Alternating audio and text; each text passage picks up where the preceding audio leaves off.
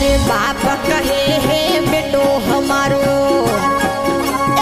बाप कहे हे बेटो हमारो, पुत्री परण घर लावेला।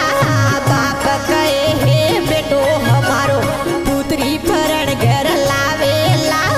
परण्योड़ी पासी परणी जे, परण्योड़ी पासी परणी जे, बहु सुलकड़ी लागेला। परण्योड़ी पासी परणी जे, बहु सुलकड़ी लागेला। यसला होय सुयुडे जासी, कबुएन पासा यावेला। यसला होय सुयुडे जासी, कबुएन पासा यावेला। कैसे देवजी सुनो पांडवो,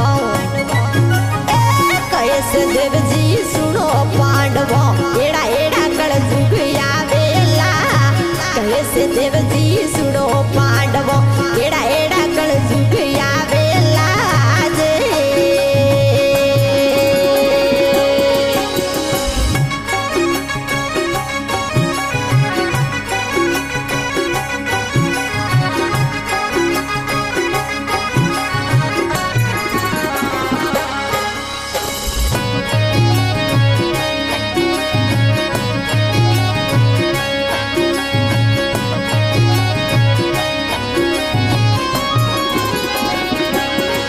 हरे बहु सुलखड़ी लाजलूपड़ी, बहु सुलखड़ी लाजलूपड़ी, मन कहे घूंघट काटेला।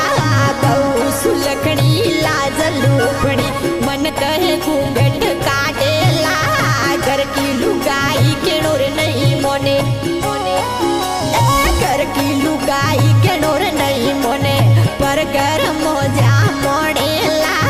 घर की लुगाई के नोर नहीं मोने, पर घर मोजा मोड़ेला। यसला होय सुयुडे जासी, यमे कबुएन पासा यावेला। यसला होय सुयुडे जासी, कबुएन पासा यावेला। कैसे देवजी सुनो पांडवो, कैसे देवजी सुनो पांडवो, एड़ा एड़ा कल जुग यावेला।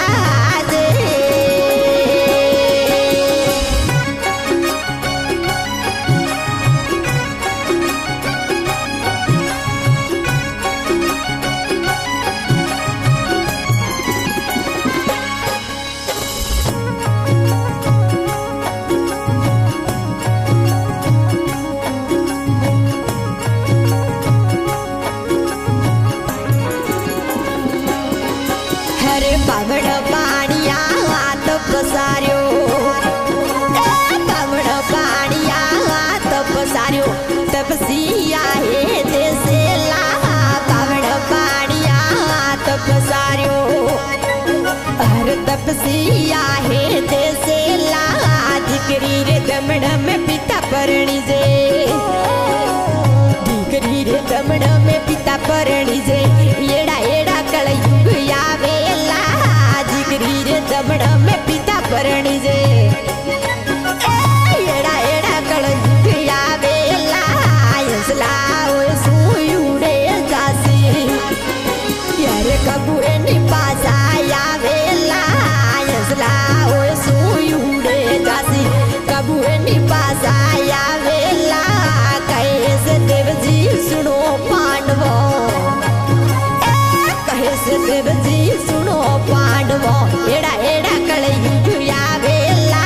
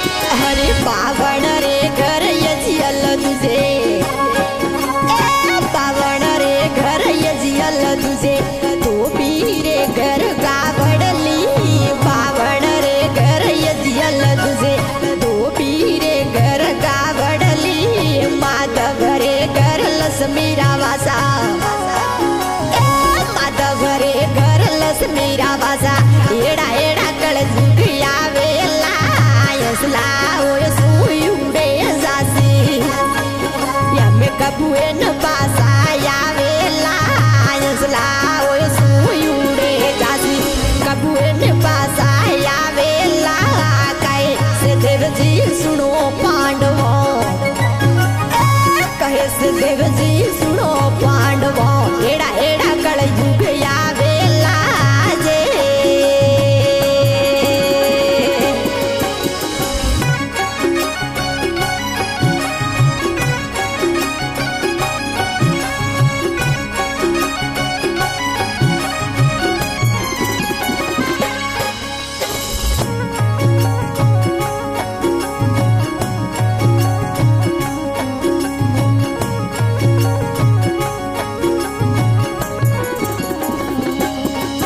हरे पास पांडवे प्रथमी रे होजी पास पांडवे प्रथमी रे होजी हाड हिमालय गाळेला पास पांडवे प्रथमी रे होजी हरे हाड हिमालय गाळेला कैसे देवजी सुनो पांडवो अरे एड़ा एड़ा कलयुग आवेला कैसे देवजी सुनो पांडवो एड़ा एड़ा कलयुग आवेला हंसला ओय सुयुडे जासी हंसला ओय सुयुडे जासी कबूरे ने पास आवेला कहे से देवजी सुनो पांडवो